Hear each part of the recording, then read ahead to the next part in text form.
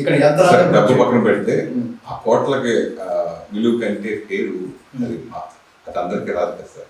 ఈ మార్గంలో ఉన్నప్పుడు నీకు అసలు అంటే నువ్వు అడగడంలో కూడా తప్పలేదు. ఈ ఆధ్యాత్మికంగా కూడా చాలా పెద్ద వ్యాపారం జరుగుతుంది అనేది మన కళ కనిపిస్తుంది బయట కొందరు స్వామీజీ. సో అట్లా సమాజం పట్ల వీళ్ళకి 100 ఎకరాలు ఉన్నాయి, 100 కోట్లు ఉన్నాయి, అసలు పెద్ద పెద్ద ఒక్కొక్కడు భయంకరమైన 100 కోట్ల విగ్రహాలు స్థాపించేస్తున్నారు. ఇట్లాంటి ఇది ఉన్నప్పుడు ఖచ్చితంగా అదే దృష్టితో ప్రపంచాన్ని చూస్తారు.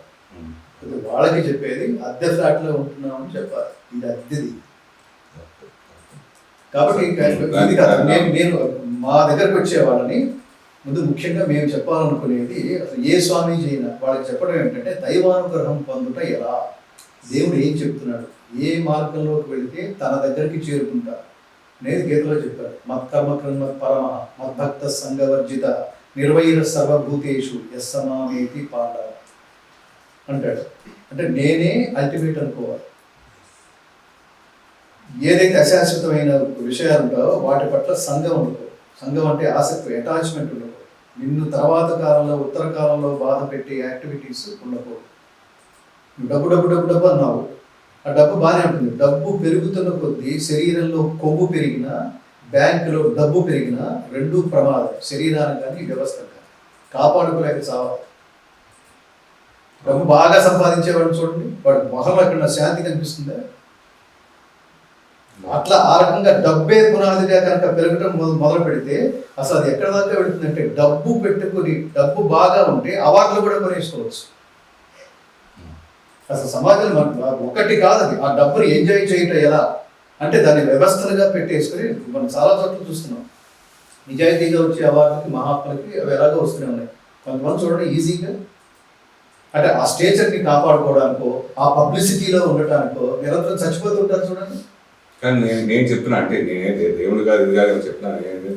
నాకు మీరు చేసిన ఈ సేవా దృక్పథం కావచ్చు, ఇన్స్పిరేషన్ కావచ్చు, 10 మందికి ఆధ్యాత్మికంగా మీరు చెప్పవచ్చు. నాకు తెలిసి నెక్స్ట్ ఇయర్ మీరు డెఫినెట్గా పద్మశ్రీ మీకు కోరిస్తుంది. నేను ఆనందపడను సురేష్. నేను మళ్ళీ ఇంత చెప్పి రామాయణం అంతా అయిన తర్వాత లాగా అది పద్మశ్రీ, పద్మభూషణ్, భారతరత్న. ఇప్పుడు ఒక మహాతల్లి ఉంది ఎంఎస్ సుబ్బలక్ష్మి గారు, ఆవిడ భారతరత్న ఇస్తే ఏంటి, ఒప్పుకోడు ఏంటి? నేను ఒక విషయం చెప్పాను, బ్రహ్మశ్రీకి పద్మశ్రీకి తేడా ఉంది. బ్రహ్మశ్రీ దైవం ఇచ్చేది, పద్మశ్రీ మనుషులు ఇచ్చేది. పద్మశ్రీలో రికమెండేషన్స్ కూడా ఉంటాయి. అర్హత లేని వాళ్ళకు కూడా చాలా మంది వాళ్ళ పేర్లు చెప్తే అర్థం అవుతారు. కనిపిస్తున్నాయా లేదా? మనం జర్నలిజం నుంచి వచ్చిన వాళ్ళు కనిపిస్తున్నాయా లేదా? కానీ ఎవడు పడితే వాడు బ్రహ్మశ్రీ లేదు. మీరు చేస్తారు, మీరు ఇంత చేశారు, మీకు దీనికి అర్హులు, మీకు కావాల్సిందే తప్ప తీసుకోవాలి ఉంటారు కదా. మీకు ఎవరికి ఉంటుంది అది? పద్మశ్రీ అనేది భగవద్గీతకి, భగవద్గీత అనే టైటిల్ అల్టిమేట్, భగవద్గీత అనే కిరీటం అల్టిమేట్. దానిపైన పద్మశ్రీ కదా, దాని కింద పద్మశ్రీ. సో అది వస్తే నేను ఆనందపడను. నేను దేనికి ఆనందపడతా అంటే ప్రభుత్వాలు గుర్తించి వ్యవస్థని బలపరచండి, దీనికి సహకరించండి, దానికి ఆనందపడతాను. ఇప్పుడు మీరు ఇందాక రాష్ట్రపతి అవార్డు అన్నారు, అది ఫ్యూచర్ ఎలా గుర్తుంటుంది? ఆ కాసేపు ఒకవేళ నేను ఆనందపడ్డానేమో అనుకోండి ఉదాహరణకి, అది ఒక క్షణం మాత్రమే ఉంటుంది. మీరు అది ఏమిటో నాకు చూపించాలంటే మొమెంట్లో చూపిస్తాం, అది అక్కడితో అయిపోయింది. నేను దాంతో బతికేను. నేను ఇక్కడికి వచ్చిన తర్వాత మళ్ళీ నా రక్త హస్తాలు, మళ్ళీ ఫౌండేషన్ నడిపించడం ఎలా, మళ్ళీ ప్రచారం చేయడం ఎలా, ఈ ప్రచారానికి ఇంగ్లీష్ ప్రచారం చేయాలి, ఇంగ్లీష్లో భగవద్గీత రూపొందించాలి, దానికి ఫండింగ్ ఏంటి, ఎవరిని అడుక్కోవాలి, ఎన్ని కార్యక్రమాలు చేయాలి, ఇప్పుడు నా వయసు ఎంత, మిగిలిన వయసులో ఎంతకాలం మనం ఆనందంగా ఒక పవర్ఫుల్గా శక్తివంతంగా ఉండగలం. ఒక భగవద్గీత ప్రారంభించినప్పటికీ ఇప్పటికీ ఆరోగ్యంలో చాలా తేడా రాలేదు. ఇంకెంతకాలం ఎంత ఉత్సాహం కంటిన్యూ అవుతుంది? ఈ ఉత్సాహం మరిగిపోయే ఇక చాలే అనుకునే లోపల భగవద్గీతని ఎన్ని భాషల్లో రికార్డ్ చేసి విస్తృతమైన ప్రచారానికి మనం నోడ్చుకోవాలి. దానికి ప్రభుత్వాలు ఏమి సహకరిస్తారు? ప్రభుత్వాల ప్రియారిటీస్ వేరుగా ఉన్నాయి. మేము వెళితే పూర్వ ప్రభుత్వంలో మేము వెళితే కేసీఆర్ గారు లేచి నిలబడి స్వాగతించి, నన్ను స్వాగతించి గౌరవించి కూర్చోండి మహాత్మా అని, దీని గురించి అంతా తెలుసుకుని నేను తప్పకుండా గంగాధర శాస్త్రి గారు వారి ఆఫీస్ ఎక్కడో మనం తెలుసుకుని మనమే వారి దగ్గరికి నేను మీకు చాలా ముఖ్యంగా చెప్తున్నా, మనమే వారి దగ్గరికి వాడి ఆఫీస్కి వెళ్ళాలి, నోట్ చేసుకోండి అన్నారు బిఏ.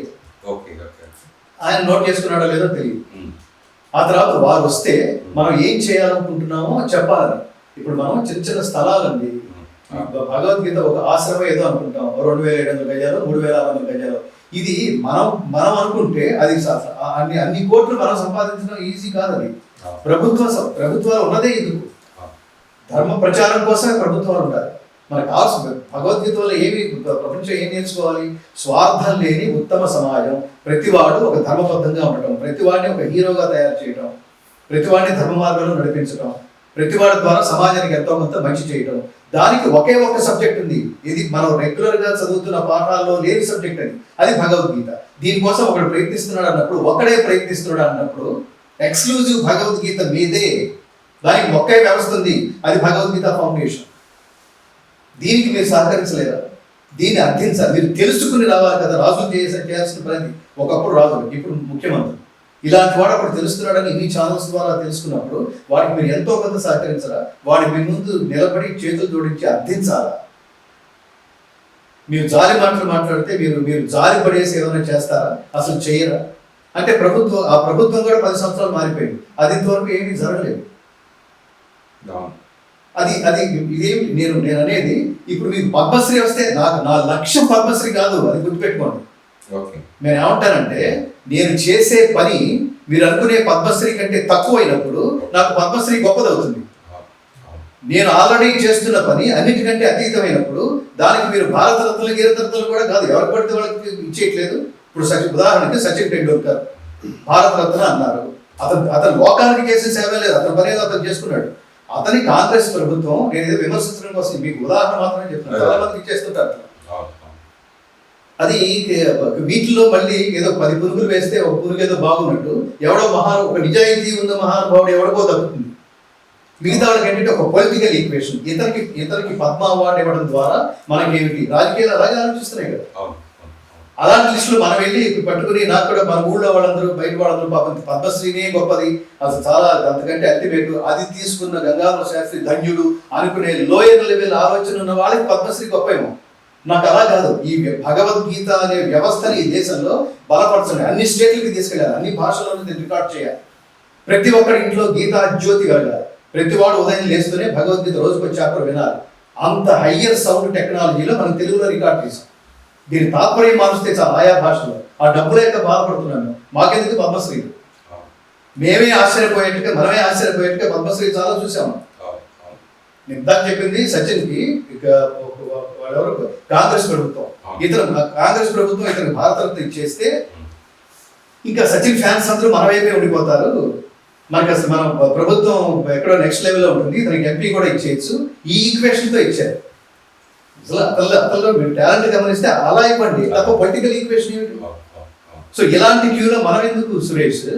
మనకి అది ఏంటి, వస్తే ఏమిటి, రాకపోతే ఏమిటి? సంగీత నాటక అకాడమీ ఆయన ఎవడో పాపం, ఆయన గుర్తించాడు, గురువుగారు అంటాడు కిషన్ రెడ్డి గారు. ఆయన చాలా అసలు మన దేశభక్తి, దైవభక్తి ఇవన్నీ ఉన్నవాడు. అనేక సార్లు నన్ను కలిసి నా ప్రవచనాలు, నా ప్రసంగాలు అనేక వేదిక మీద కలిసి అలా అతను ఏదో సంకల్పించి అలా ఇచ్చినవాడు. అలాగే మురళీధరరావు గారు ఒక రోజు మన ఆఫీస్కి వచ్చాడు. ఆఫీస్కి వచ్చి అసలు చూసి డాక్యుమెంటరీ చూసి, గారు మీకు మన మన మన స్టేట్ మీకు డాక్టరేట్ ఇచ్చిందా అని అడిగాడు. తెలుగు వాడు ఎందుకు గుర్తిస్తాడు అసలు? అది గుర్తిస్తేనే మనం భగవద్గీతలో ఉన్నట్ట. నేను ఇందాక చెప్పాను, దేవుడు గుర్తించేసాడు, అయిపోయింది అంటే లేదండి అన్న, చాలా క్యాజువల్గా అలా ఊపిపోయాడు తాగే. ఇలా చాలా మంది ఊపుతారులే అనుకున్నాను. కానీ అతను అసలు మొత్తం ఈ దేశం ఎంక్వైరీ చేశాడు. భగవద్గీతలో భగవద్గీత చేసిన జీవితం దానికోసం అంకితం చేసిన గంగాధర శాస్త్రి గారికి అతనికి ఏ యూనివర్సిటీ నుంచి ఇప్పిస్తే దానికి తత్సమానంగా ఉంటుంది, అర్హత ఉంటుంది అనుకుని మధ్యప్రదేశ్ ప్రభుత్వంతో మాట్లాడి పాణిని యూనివర్సిటీ సంస్కృత వ్యాకరణానికి ఒక్కొక్క అక్షరం ఎలా ఉచ్చరించాలో ప్రపంచానికి చెప్పిన, 1000 ఏళ్ల క్రితం ప్రపంచానికి చెప్పిన మహానుభావుడు మహర్షి పాణిని.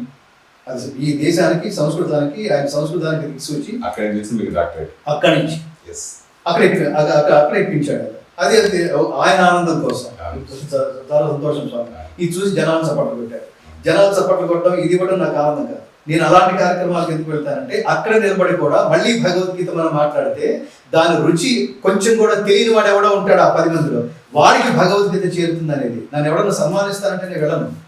మీరు ఫౌండేషన్ సపోర్ట్ చేయండి, నేను తప్పకుండా వస్తాను. రెండు సన్మానానికి మాత్రమే పరిమితం చేయొద్దు, అక్కడ నా భగవద్గీత ఉపన్యాసం ఉండాలి అని చెప్తాను.